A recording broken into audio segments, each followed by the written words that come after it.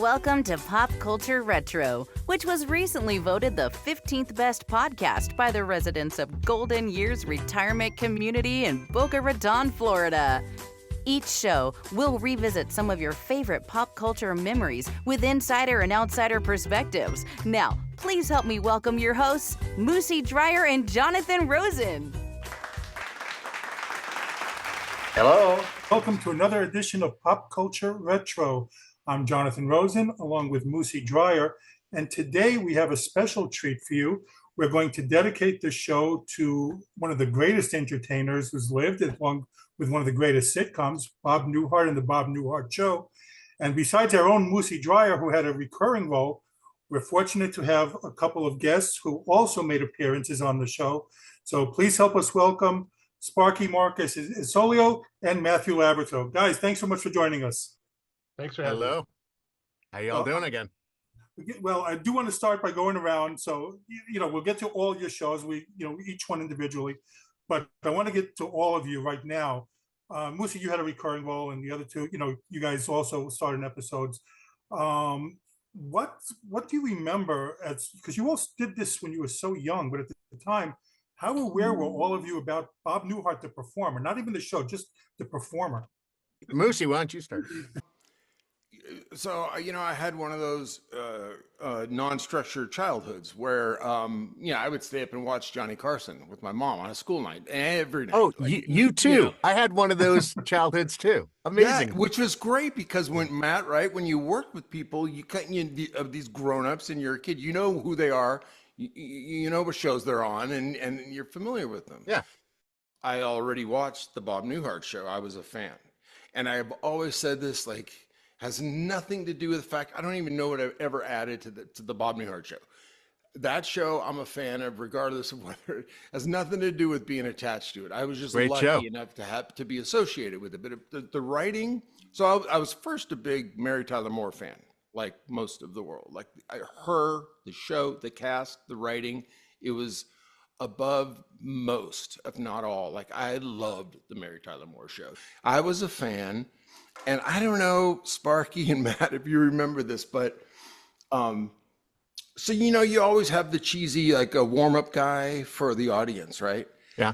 But the Bob Newhart Show had like a little 3-piece band, live band playing a little bit of music and stuff, up above, next to the audience. Like platform. I have a slight memory of that now after you say it, but I wonder if that's because my brain is trying to compensate. I don't know what it would be physiologically called, but I now created a small memory like, oh, I kind of remember memories. That. Suggestive memory. I don't think I remember that.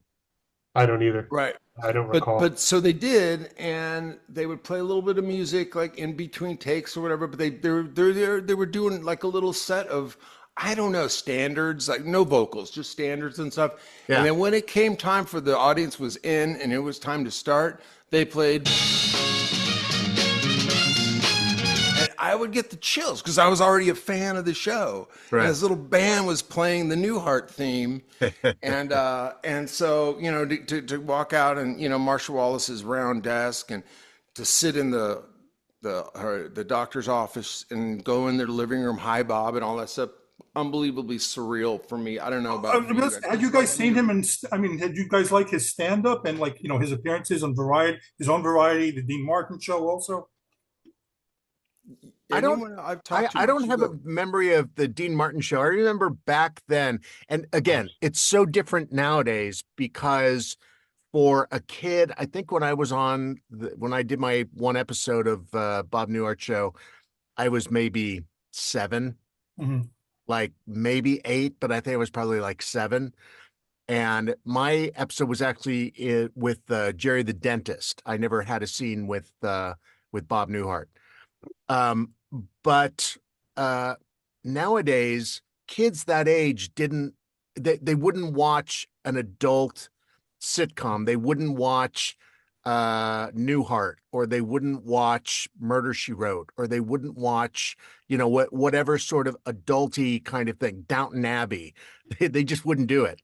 It's all very kid-centric stuff. It's all Disney Channel stuff, or it's all just sort of geared to young kids. Back then, I remember listening to Frank Sinatra and Dean Martin and the Rat Pack and watching the original Ocean's 11, thought it was the coolest movie ever. I remember the Gumball Rally. That was one of my favorite movies when I was a kid. But those were not kid-centric or teen-centric movies. They were just really good films. Nowadays, it seems like kids are off, but that's a long way of saying, yes, I do remember watching Bob Newhart on they'd play a clip of his old stand-up in black and white on The Tonight Show, where I'd be up until 2 a.m. with my mom watching The Tonight Show on a school night, probably. And I do remember seeing him and appreciating how funny he was. But again, that was coming from a 7-year-old perspective. For me, he sat in for Johnny Carson a lot, didn't he? Yes, a lot. I'm trying to remember. Yeah, that's right. Yeah. Because the only time I could watch the Carson show was on a Friday night. I had a hard stop bedtime, off you go. But on Friday nights, it was a free for all. My parents usually hit the sack around 9. So TV was mine after that. And I remember I thought he was hysterical. Like Matt said, I used to catch clips of his black and white stand-up. But yeah, you could see the guy had, like Moosie, I think you said it once, he had timing without timing, when timing was so different back then. He had a delivery. Alternative timing, which made it unique, which made it special.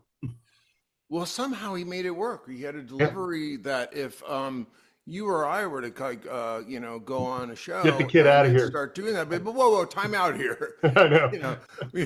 What's going on with your timing there, buddy? But Newhart, it didn't break up because his stumbling and his pauses were actually still carrying the moments. You know? Yeah.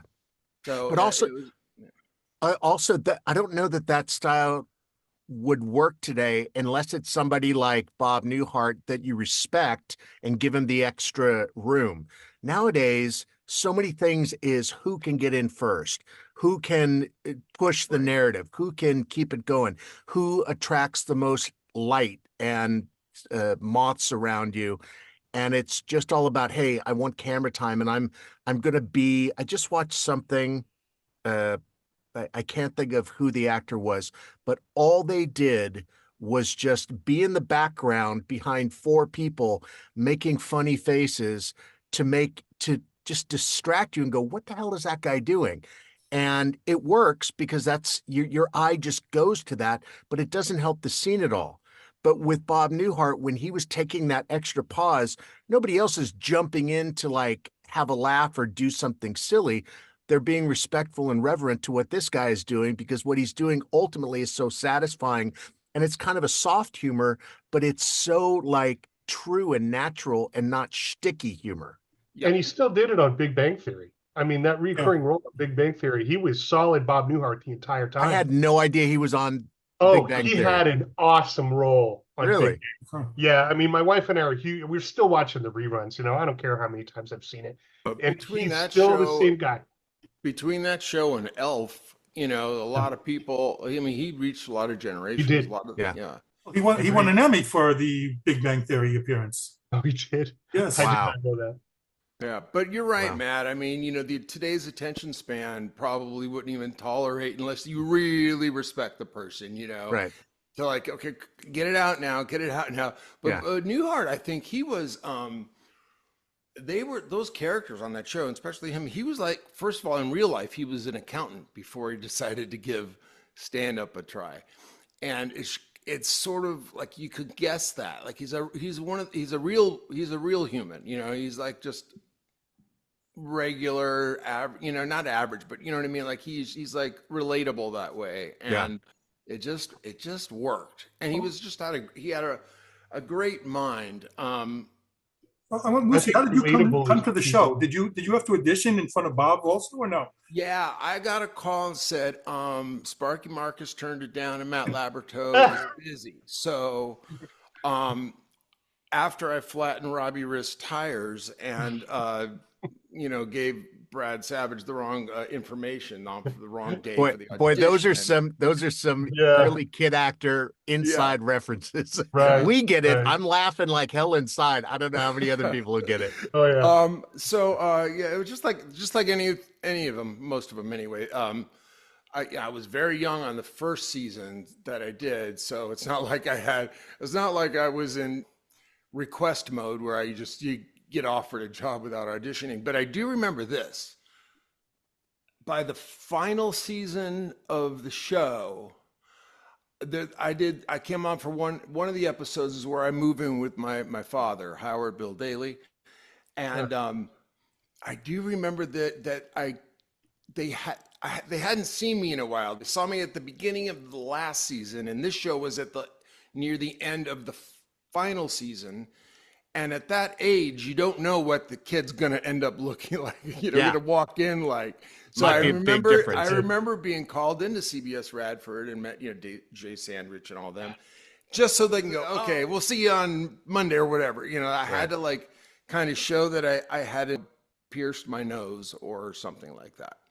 Well, and also with kid actors, I think whether it's back then or now, it's one thing to be cute and funny and charming when you're 7, 8, 9 years old, but then each of us has that transitory time, whether it's in your 12, 13 years or your 14, 15 years or your 17, 18 years, where you get awkward and you're becoming an adult now.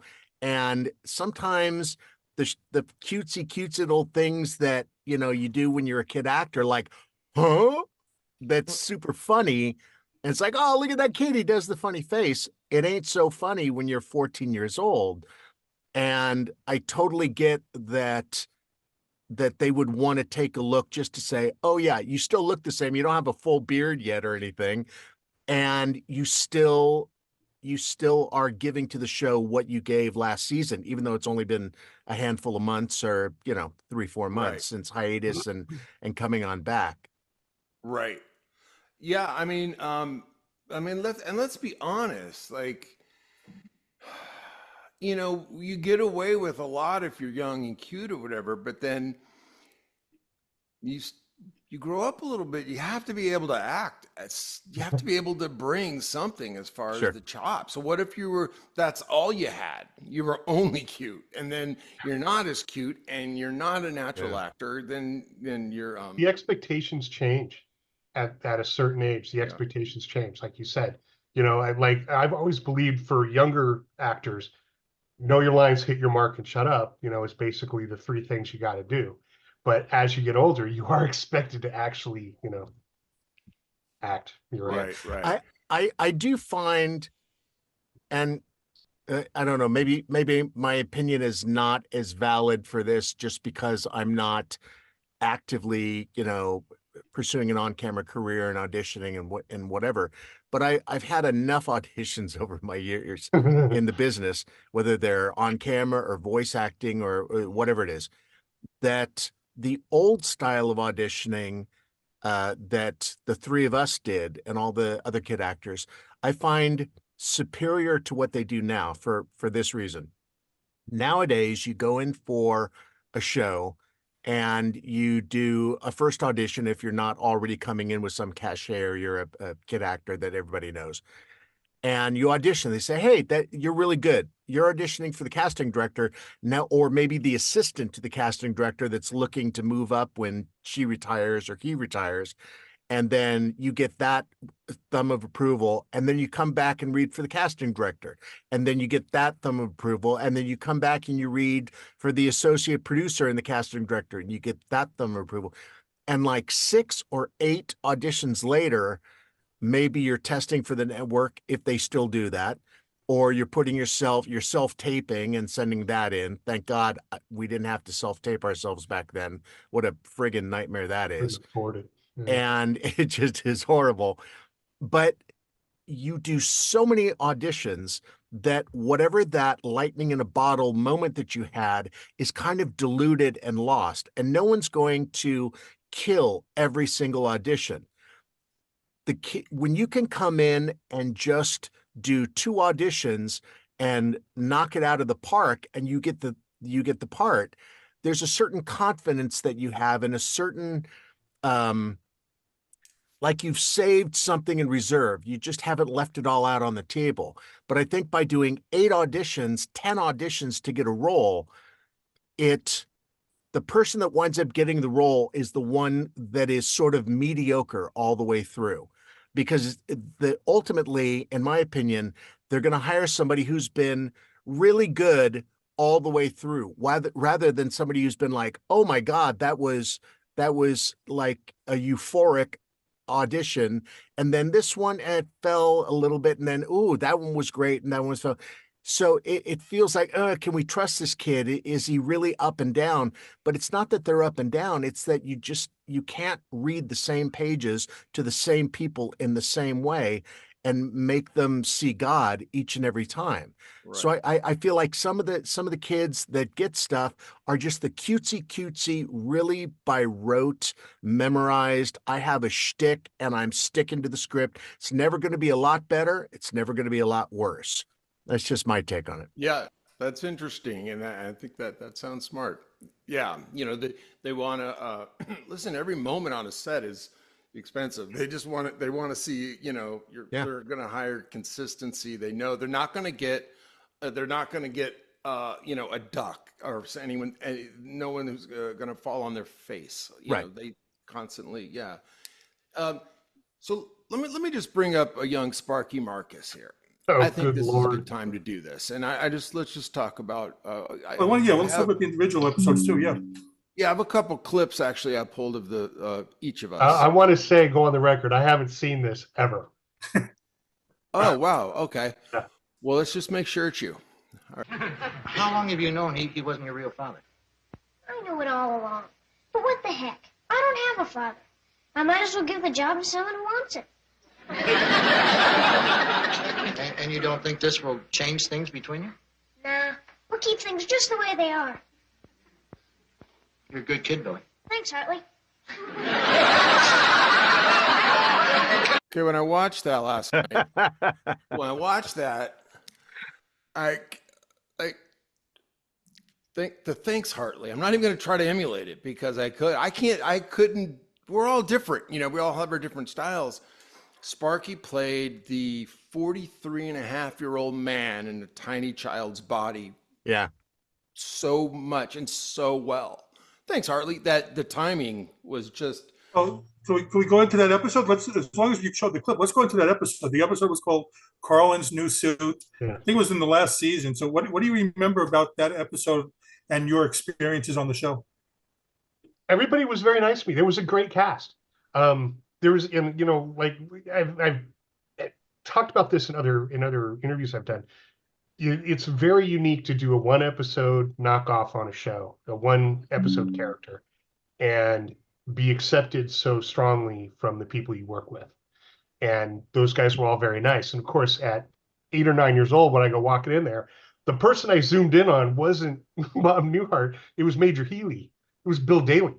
And I'm like, oh, I Dream of Jeannie guy, is here. That was kind of the thing. And like I've also said before, I tend to bond with the crew more than the cast. So I was, hanging out with the sound dude, on that particular episode.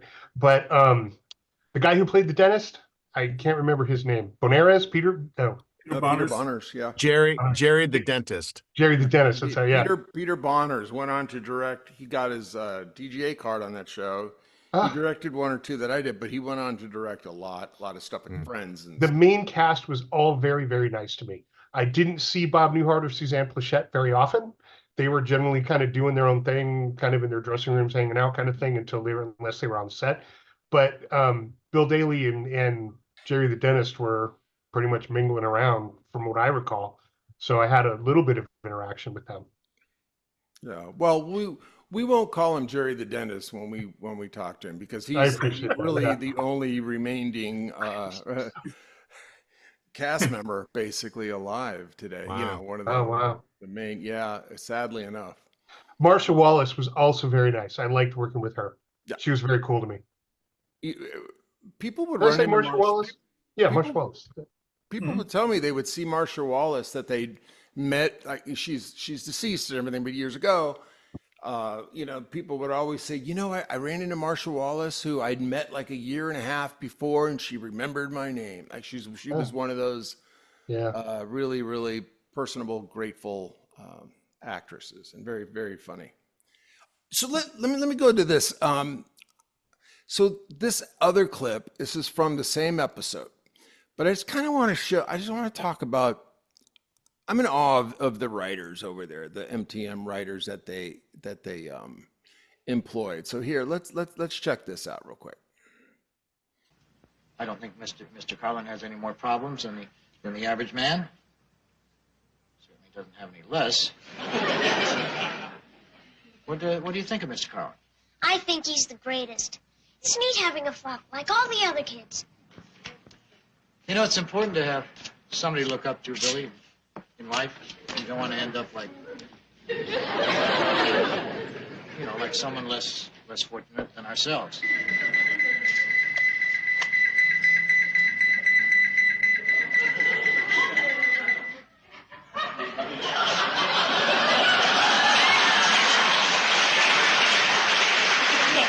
And that's what they did. They blindsided you once in a while. You didn't see it coming, which nowadays you might see that coming because there's been decades of comedy written and performed since then. But that writing staff and Newhart himself, like Newhart he didn't write, but he'd go, oh, what if?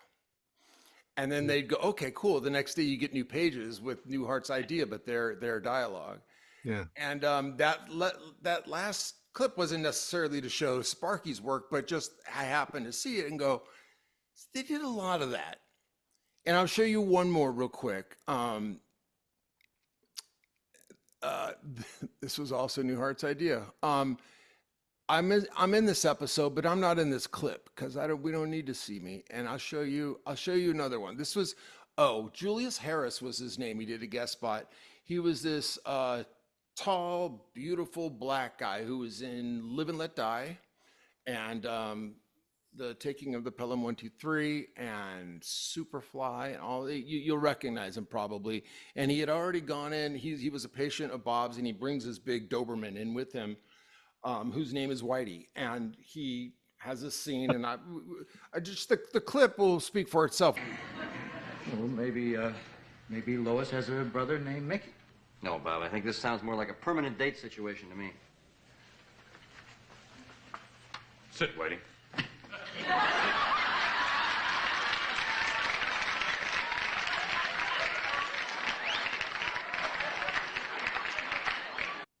Great name. sit, Whitey, and Peter Bonners puts his butt on the table. That's Newhart. Yeah.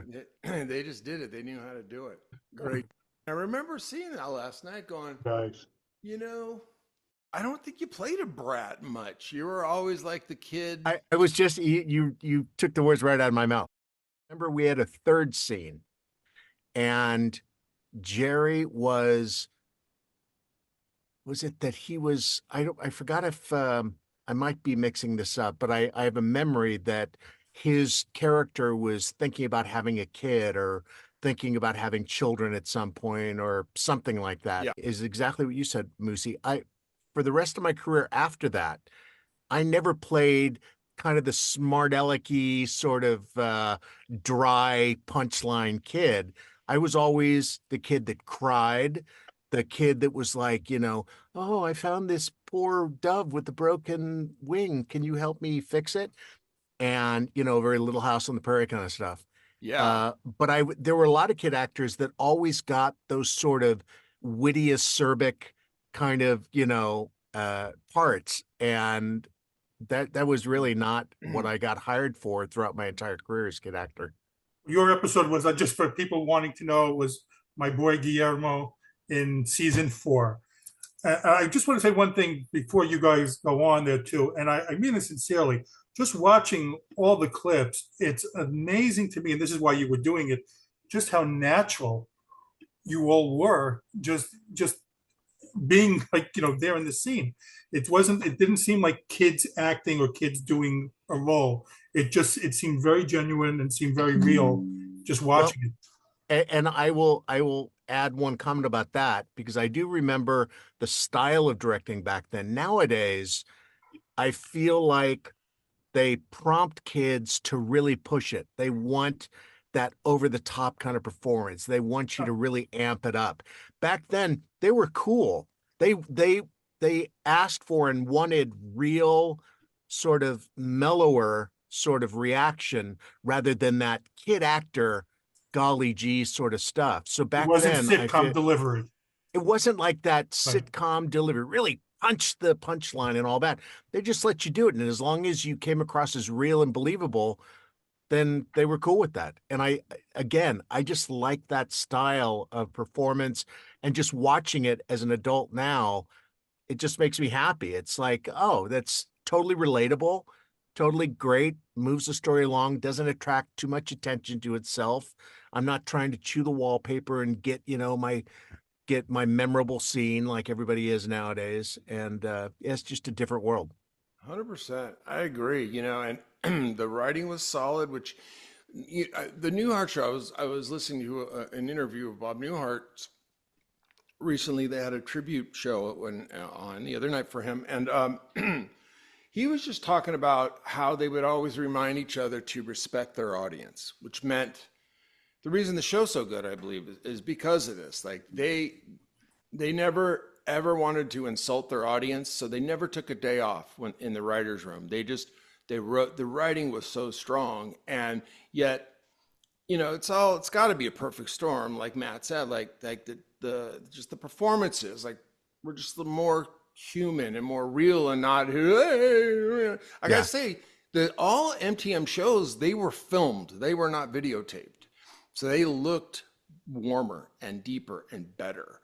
And which meant you stayed there longer at night because there's no playback to make sure you got everything. And as soon as they got to the, like, I don't want to, seems like everyone we know was on a show. So if I name a show, I'm going to insult somebody. But, like, let's say A Different Strokes or whatever, it's videotape.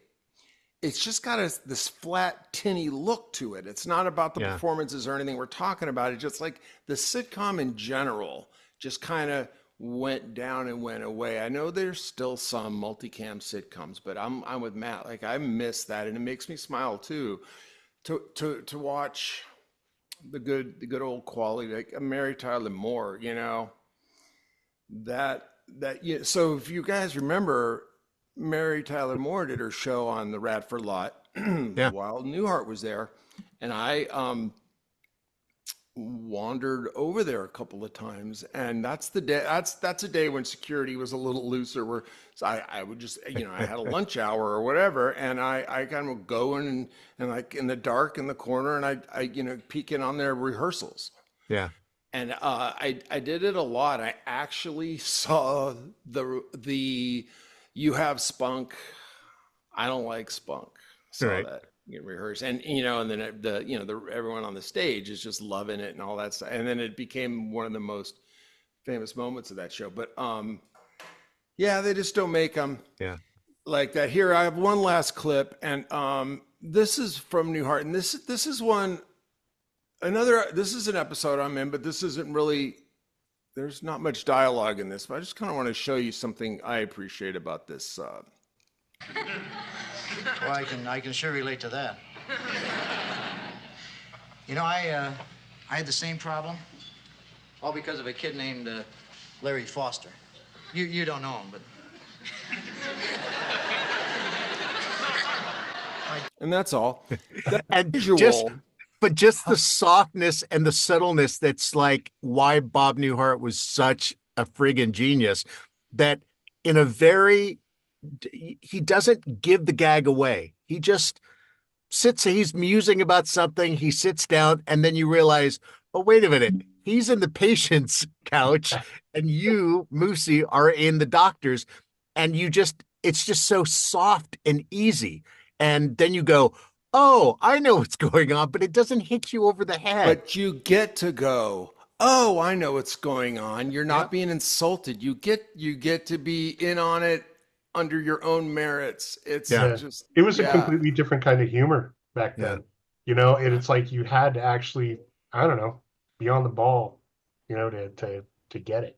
Well, Moosie, You know, you said in just another being- episode, yeah, sorry, Mark. Sorry, No, you said in another episode that we did that you found him that he did not care if he got the laugh. It was all better, whatever was the best for the show. Well, I'm So- sure he cared to a point because he wants to, he loved to make people laugh. Right, but there are other people, stars of sitcoms, who, like we talked about before, Yeah.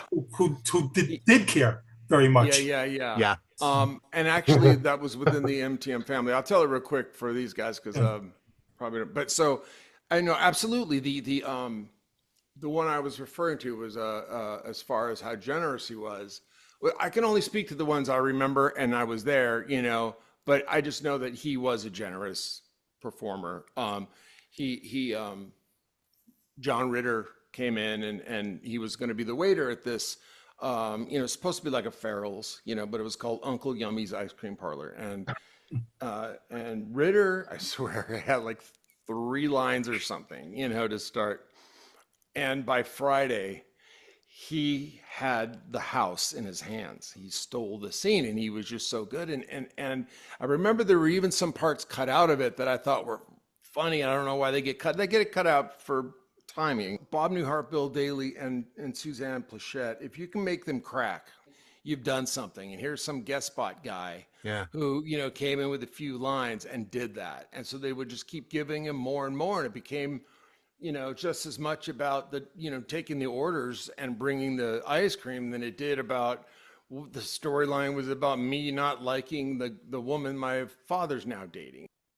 I forgot what else you asked. We're talking about that not every sitcom star was as generous. Oh, yes, that's right. So after, a number of episodes I did with Newhart, the casting department at MTM would just kind of throw you over to Phyllis or a Rhoda, or there was one Barnard Hughes starred in, which was Doc. Which was I did them all. Yeah, they recycled me. I love it. I did them all except for Rhoda, but I never did Rhoda. Oh yeah, and I do know that. I still feel bad about even saying this, whatever. But Cloris Leachman, I played a little con artist kid, but they gave me the tag at the end. It went well after the network run through. Everyone's running through notes, and she just said, "No, like this show's called Phyllis. Yeah, why are we going out on the kid?" Which she may have been doing something very smart, and that's protecting her brand and protecting her show, and really, really, really had a stake in this show being successful. And they changed it. They gave her, the out, Right. But Newhart's a best idea wins guy. Totally. I also, and this is kind of an inside kid actors thing that the three of us know. If you were so MTM, I guess it was the Mary Tyler Moore lot, right? Mm-hmm. Yeah, and Grant Tinker was the head of the network at that time that went on to be her husband, and it was in Studio City, California. And then for the kid actors, I remember the casting office was across the street in those old bungalows. Right. And so you'd always, I'd get picked up from elementary school by mom in our station wagon at 2:00 or whatever. And we'd have like a 2:30 or 2:45 audition, and you'd go in, sign your name in to get your place in line and get the sides. Sides are just a page or two of the scene you're auditioning for, not the whole script. And you'd work on it and read it. And then just, hey, Moosie, hey, Sparky, hey, and you kind of talk and chatter, and then they say, okay, Moosie Drier next, and you say, okay, bye guys, and you'd go in and do your thing. And then back then they would have, boy, this is bringing back so many memories. They would have a callback, and we'd come back like the next day, 2 days later, and it'd just be Sparky, Moosie, and myself, and maybe one other kid, and we'd sign in the competition. Sizing up the competition, and you distill it down and you separate the wheat from the chaff, and you get down to the kids that typically always one of us was going to get pretty much everything. That's just the way it worked. Yeah. And then you would audition, and then sometimes you'd wait and audition again because they'd like to see a couple different times. Like, oh yeah, Moosie went first, but now we have we want to see him one more time because we think he's the kid that we want, but let's just reconfirm. And then you'd go in, and then they'd come out at like 5 o'clock in the evening and say, okay, guys, you can go home. Moosie, will you come over here, please? And then I remember so many times in front of everyone, they just say, okay, we'll call your agent, and you got the part. And it's like, and then if you didn't get it, you'd go home and, have to reboot and do the whole thing again the next day. But I remember you felt like you won something. You felt like, yeah, I got it. It wasn't so faceless and detached and, going through an email you were there and you got the part, and it's like, great. I do remember that, and I don't know about Sparky if that's your experience, but I will tell you this though, just for my own personal preference, looking back on that, it didn't really bother me if I didn't get something. I'd rather know right then. I liked the instant. Yeah, I agree. Yeah. And by the way, the casting agent was across there from MTM was Joel Thurm. And I had a dog, one of my beloved childhood dogs, who is part German Shepherd and part sheepdog. I think we didn't have DNA testing back then, but it might have been a Briard. It's kind of a big sheepdoggy type of dog breed. Okay. Her name was Tootsie. And I remember that the German Shepherd mom was a dear friend of mine, and who also wound up being my publicist for many years, and we were still great friends to this day, and came to me and said, hey, another dog hopped the fence, got my dog pregnant, we have puppies, and brought one over to our house knowing that she was going to leave one puppy there because there's no way I was going to not take one of these dogs. And I said, what dog hopped the fence? And he said, oh, Joel Thurm's dog. So it's a little, again, sort of inside baseball. Yeah, that's funny, but you're kind of obligated at that point. Hey man, big time casting director. You don't want to piss him off, right? Yeah. Yeah. You guys are talking about interviews, and it always occurred to me when I was young, and we were auditions, right? The smallest casting offices did the most cattle calls, and so there was a place it was either Santa Monica or Sunset, and it was next to this Chinese restaurant called like Mu Ling's or something. And it was you go in this little courtyard, and there was this little, I swear, what seemed like a 10 by 10 room was reception. And there'd be 100 of us sitting out there waiting for the time. Yeah.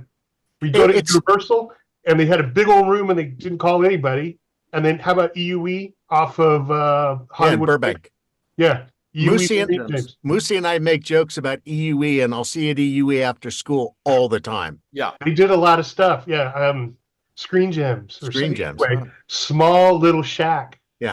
The place you're talking about with the courtyard, that's not where the Cat and Fiddle restaurant was years later, is it?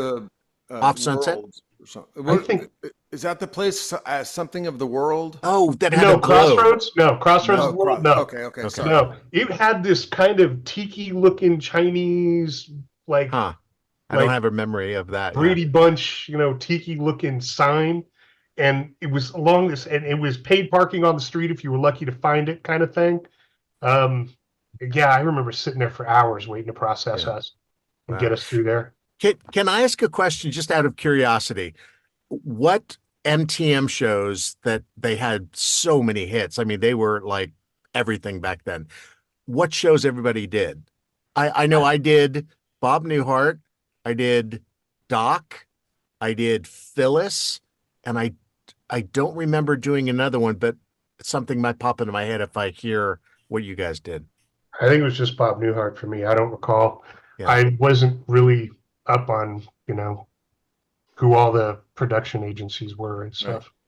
Right. So I did the same exact three as Matt. So I did Newhart's, I did Doc, and Phyllis. You did Doc? Is that what you said or no? Yeah, Doc. Yeah.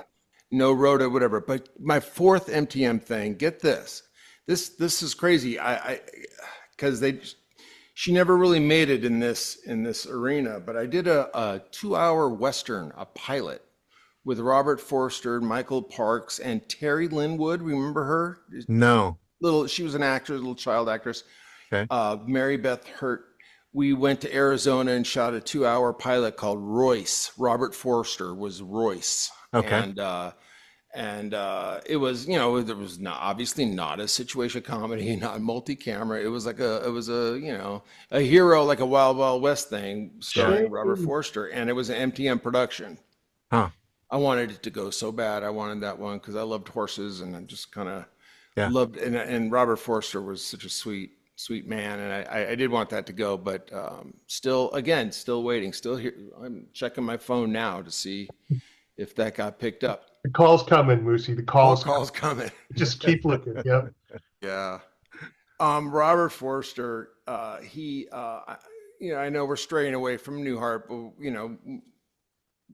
there are no rules. But Robert Forster, I don't know if you guys ever worked with him. He was one of the sweetest men, and like a lot of his child actors who didn't grow up with a dad or whatever. He sort of was that father figure, during the weeks. I worked a lot with him. I worked on like 5 different shows with him, and he was always really great. And one of the plays I directed not too long ago, it was about a year before he passed away. He brought a gift. I'm like, this is your right. He's an Academy Award nominated Robert Forster. He was one of the good ones. He disappeared for a long time, but not by choice. So he was one of my favorite comeback stories of actors. And I have to say, as far as I'm always rooting for the former child actors, especially it's easier on me. I'm not trying to act anymore on camera. So, I'm not feeling any kind of like pressure or competitiveness or anything like that. Jason Bateman's my favorite comeback, I think, of former child actors, because he did disappear for a long time after Silver Spoons and No, that came back. He was the one on Ozark, right? Yeah, but he just deserves it because he's good. Yeah. He's really good.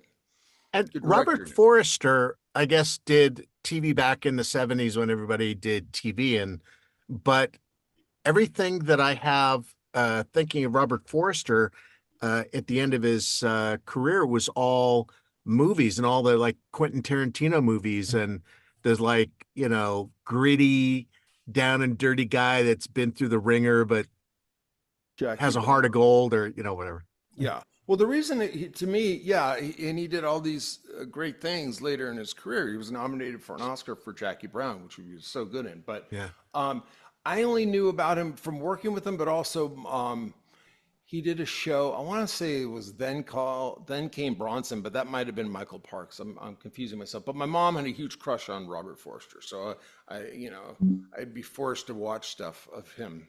Yeah.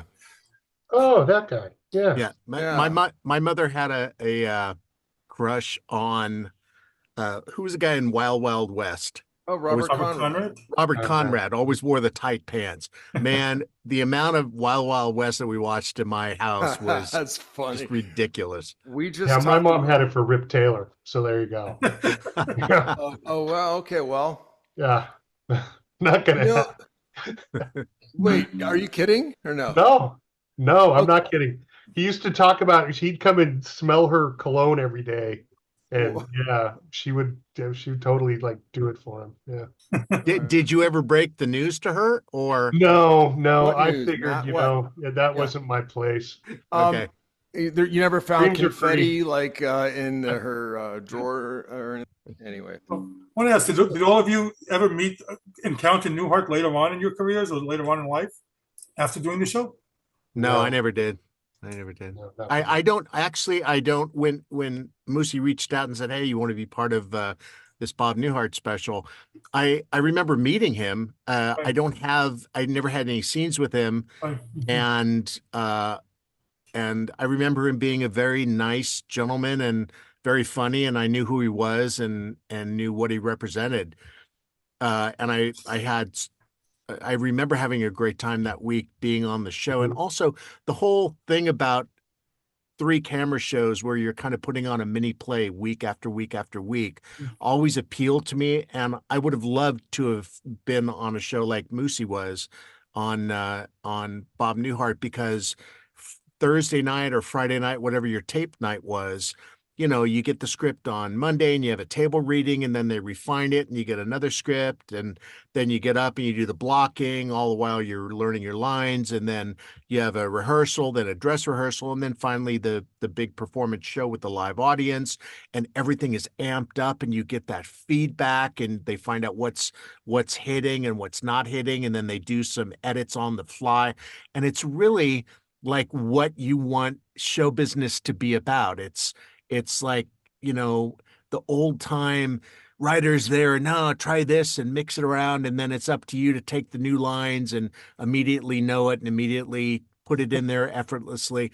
But when it all comes together, it was exhilarating, as opposed to the majority of my career on Little House on the Prairie that was phenomenal. I adored Michael Landon and I loved doing that kind of thing, but it was very methodical and it was very, very much sort of paced out. And it wasn't that, okay, you're up to bat and, you know, you're going to strike out or hit a home run, go for it. It was a live fire exercise on a moving target. Yeah, right. That's what it was, you know, and you're right. It was not the methodical kind of thing that episodic television does. Yeah. It was positively exciting compared to being in a single camera location situation. When the week would get closer to Friday, I'm just reiterating what you guys are feeling. Yeah, you get closer to Friday, and then Friday comes, and Thursday is usually a camera block day, and it's not always Friday tape night. Sometimes tape night's on a Wednesday, but anyway, there's 4 days of rehearsal and then tape, and then or film in Newhart's case, and then the audience would come in, and you can just feel everybody's much like a play, much like live theater, you know. Yeah. And there's just nothing like it, you know. And it was funny, but you know, we have a mutual friend, Matt, who I was talking to the other night about, you know, she does so much comedy. You know, she's like, oh my gosh, I got to do this thing where it was dramatic. And she's like, I want to do more dramatic stuff. You know, the grass is always greener. Yeah. But you know, you could do comedy, even though you never met Newhart or you didn't really know Newhart well, whatever. Trust me, if you weren't bringing the goods in that episode, you would have heard about it. You know, he did have an eye on everything. But oh, sure, yeah. If you aren't an actual actor, like who can do, you know, real stuff, you need to play it straight in order for it to be funny. You know, unless you're mugging it up and you're doing pie in the face cheap humor. Yeah. But you know, and not everybody can do that. Not everybody can go, you know, crying on a prairie for how many seasons, and then jump into a live sitcom situation and do say, I wanted to do more of what you were doing. Yeah. Grass is always greener, man. Yeah. It's the way it works, I guess. But, you know, Landon, Michael Landon was the same way. He was a no-nonsense guy.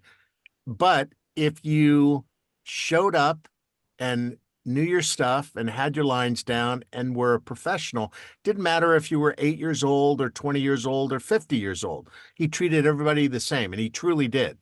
But if you showed up and took it for granted or took advantage of something, then he'd call you on it, as he should. And again, I don't know if it's because I grew up that way that it makes so much sense to me and appeals to my sense of right and wrong or how things should be. Maybe I'm sure it was influenced by that, but it also just seems correct. You know, he wouldn't go after somebody because of his ego or because of his insecurities or anything like that. That's never cool. But you come to work prepared and you're golden. Then that's why I hired you. Come in and do your thing.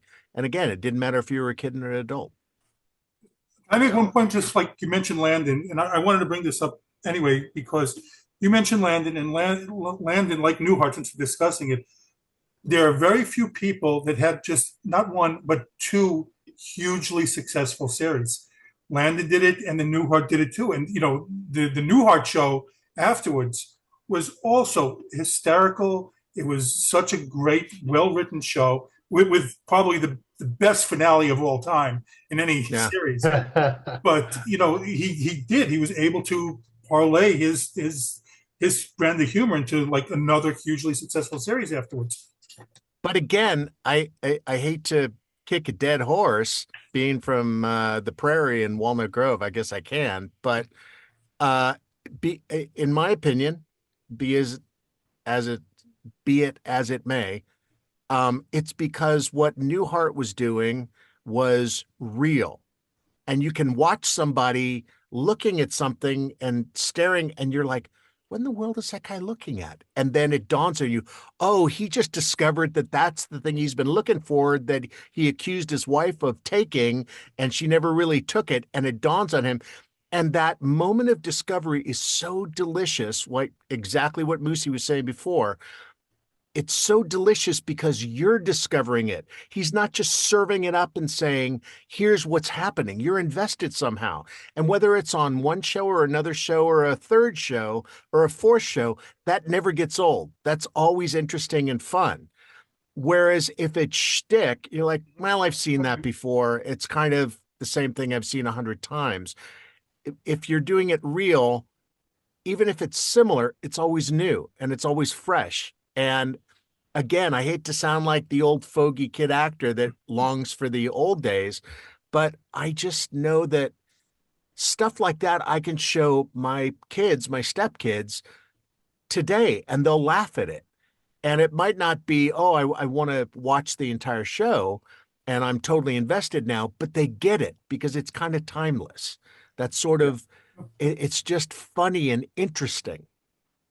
Absolutely. And, when you're talking about like the subtleties in the looking and him discovering, as your example was, oh, that's the thing I accused my wife of today, right. Whatever. Like these things you must pay attention to go along. You go on a journey with them, which is why there's a payoff. You're not force fed it, and you're, and you take it in.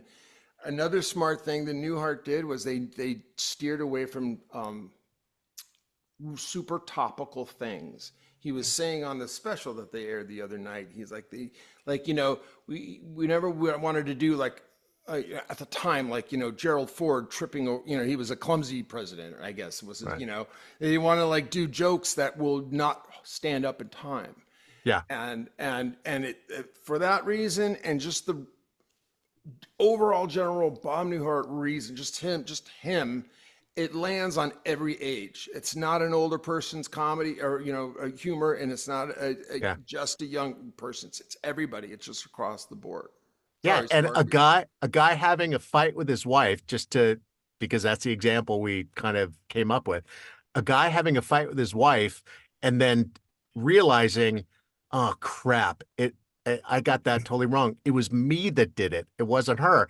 Is hilarious because now as adults, I go through that with my wife, and then I know I got to bite the bullet and go, honey, yeah, okay, you were right.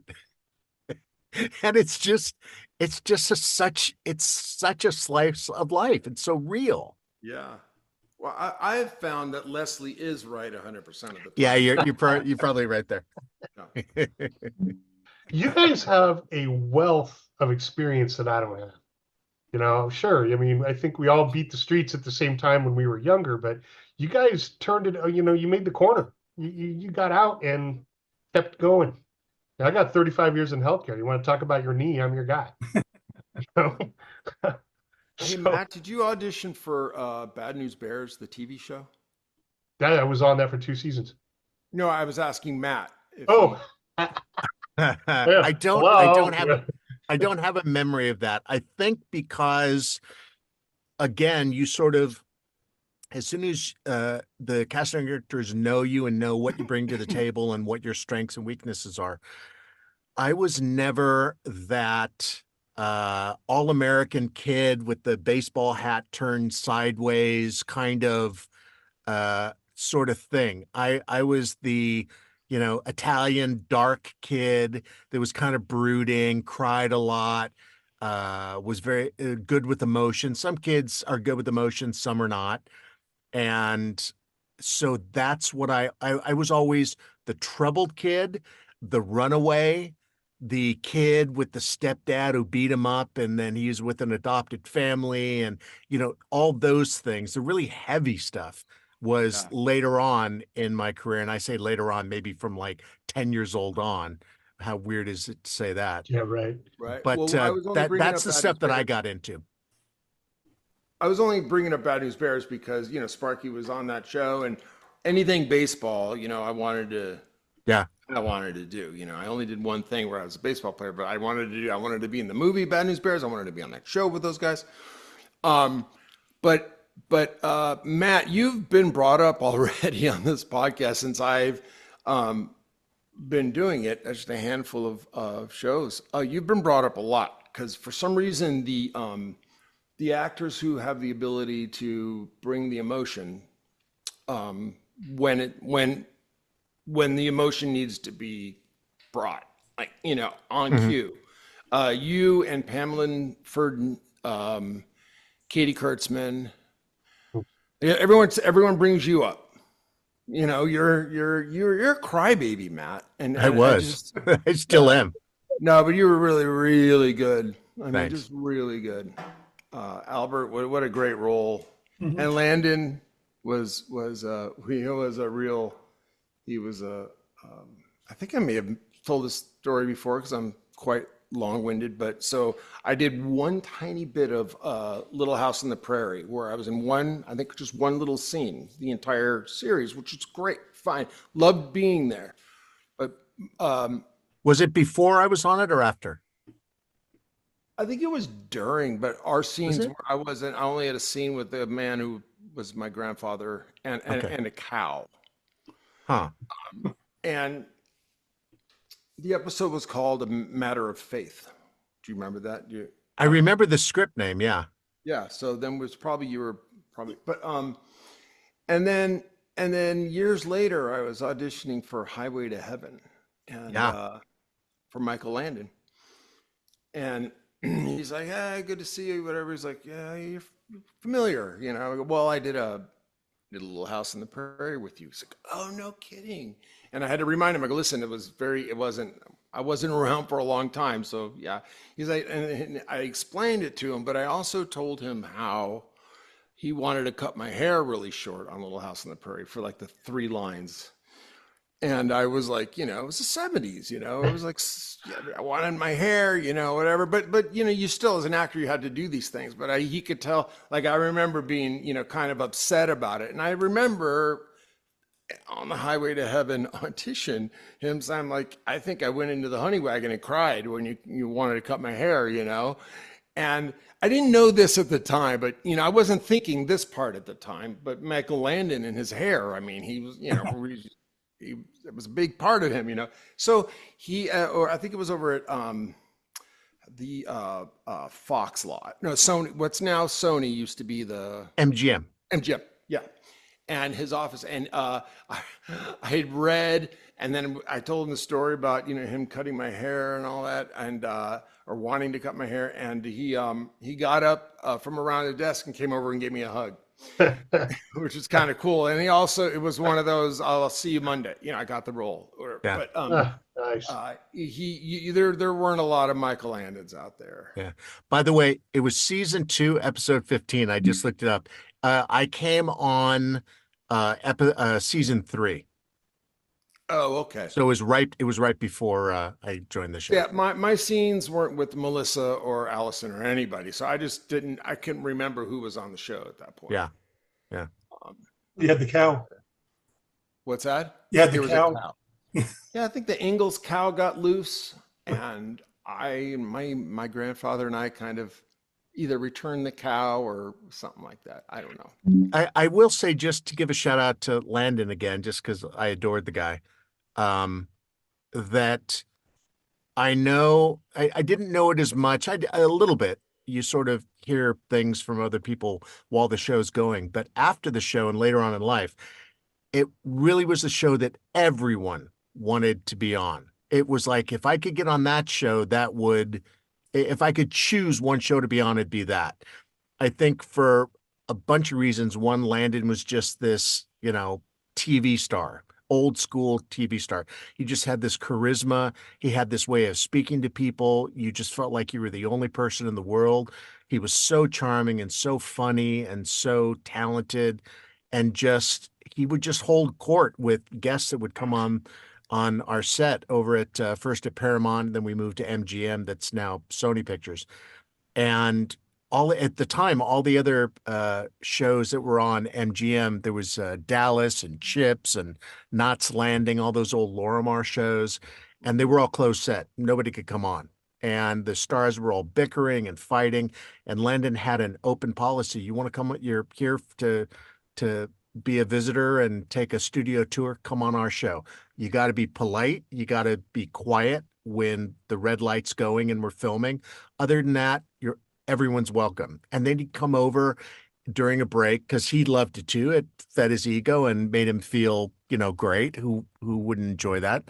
And he would hold court and just charm the pants off everyone and do little jokes and pranks and silly stuff. And just, those people left that show. And I'm sure to this day, they're sitting wherever they're living right now talking about, I remember the time we went and visited Little House on the Prairie, and Michael Landon was just, he was just made the whole day so special. And that's the kind of show it was. And it really was, it's such a cliche to say it was a family and everybody loved each other. But Little House, in my experience, 100% was that. And our crew was amazing. All the cast was great. We all liked each other. There were no, prima donnas storming around and going into their dressing rooms and shutting the door. It just didn't happen. That's great. I don't know. Then I don't know why you cried so much about everything. Hey, man, you got to make that paycheck, right? Yeah. Real quick, though, I know we moved into the Landon world, but I'll just tell you. Sorry. But I see that, what you're saying. So this one Highway to Heaven episode I got to work with, I was Eli Wallach's son. And I was a soldier who died. Eli Wallach's going around trying to get people to remember his son, right? So there were a lot of flashback scenes. There was a war scene we shot out somewhere on the other side of Valencia. And we shot with, I was a soldier and there was helicopters. It was a big scene and Landon was directing. It was Highway to Heaven. And it was the exact location where not too long before this, Vic Morrow and those two children lost their lives shooting Twilight Zone. And he gathered the entire cast and crew, just everybody around. And I don't even think he mentioned the accident, the Vic Morrow and the children's accident by name. I don't think he did. He didn't need to. Yeah. But he just said, this is what's going to happen in this scene. The helicopter's going to come here. An explosion's going to happen right here. This is whatever the name is of the pyrotechnic, whatever. This is the stunt coordinator.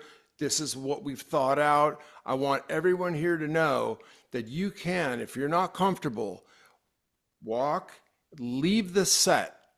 You will be paid and you will be welcome to come back tomorrow or when it's over. Like, if you're not comfortable around this situation, I don't want you to be here, and I will not hold it against anybody. No one's going to lose their job. You're going to be paid. But I want you to know that you have that option. And I thought, wow. Yeah, you don't really hear a lot of that was Landon in a nutshell. Was it? Yeah. All right. Well, speaking of Michael Landon, he was probably on the same night. I'm trying to get back to Newhart as Newhart.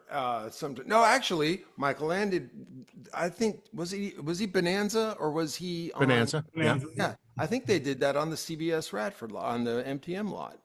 Or was that Gunsmoke? I don't know. They did one of those westerns. Yeah, that I don't know. Right. But do you know what night Bob Newhart Show was on? I think it was on Saturday nights. Saturday nights, okay, because the Little House on the Prairie, for the most part, I think. Thursdays? No, Monday night. I want to say it was that way as long as I can remember. Yeah, Monday nights, Little House on the Prairie. Yeah.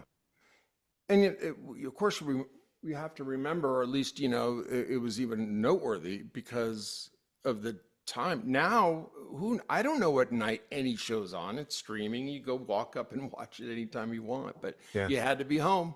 If you want to see Little House on the Prairie on Monday night, you got to be there. If you want to see Sparky Marcus on Bad News Bears, you better be there. Yeah. So, all right, well, let's bring it home. You guys, Yes. you guys are my entire childhood. Yeah. Back at you. Yep, I agree.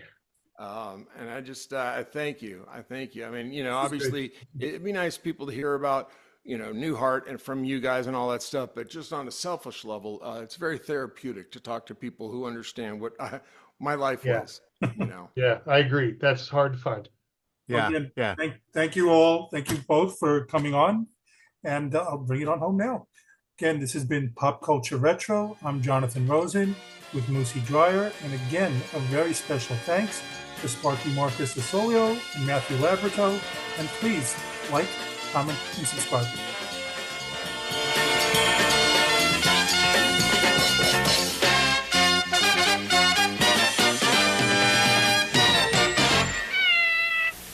Had a fun time, guys. Yeah, that Me was too. fun. Good to see you. Thank you for tuning in to Pop Culture Retro, where no one was hurt during the making of this podcast. Listening to this podcast just makes you really cool.